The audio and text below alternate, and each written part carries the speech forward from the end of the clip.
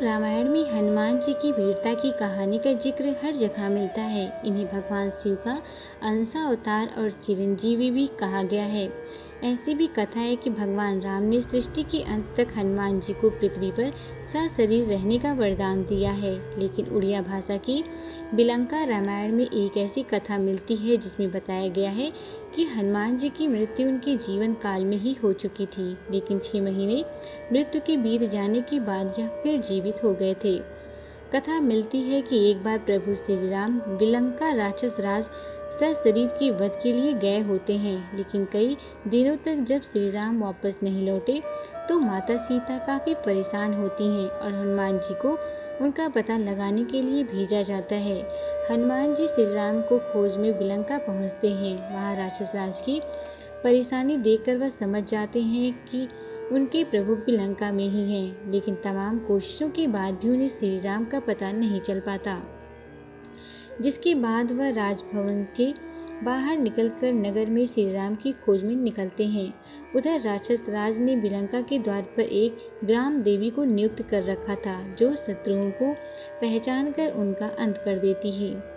इसके अलावा उत्तर द्वार पर स्थित विष का सरोवर था, वहीं उसके दक्षिण की ओर एक तालाब था। जब भी कोई व्यक्ति मित्र भाव से दुर्ग में प्रवेश करता था और उस सरोवर या तालाब का जल पीता था तो वह आसानी से दुर्ग में प्रवेश कर लेता था, लेकिन शत्रु भाव से प्रवेश करने और जल का पान करने वाले व्यक्ति की मृत्यु हो जाती थी। कथा मिलती है कि जब हनुमान जी उत्तरी द्वार पहुंचे और राम जी के बारे में सोचने लगे, उसी समय ग्राम देवी की भेंट पवन पुत्र से हुई। उन्होंने पहचान लिया कि यह तो श्री राम के सेवक हैं। इसके बाद ग्राम देवी हनुमान जी के गले में बैठ गईं, जिससे हनुमान जी का गला प्यास से सूखने लगा। पवन पुत्र ने जलपान किया और जल ग्रहण करते ही उनके पूरे शरीर में विष फैल गया और उन्होंने अपने प्राण त्याग दिए।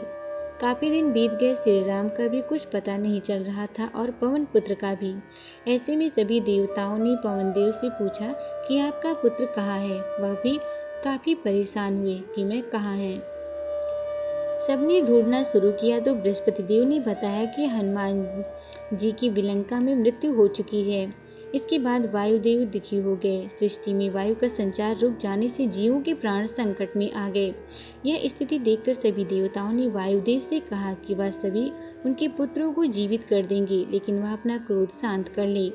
इसके बाद कथा मिलती है कि सभी देवता बिलंका गए और अमृत वर्षा और संजीवनी मंत्र से हनुमान जी को पुनर्जीवित कर दिया। इस तरह हनुमान जी 6 माह के बाद फिर से जीवित हो उठे।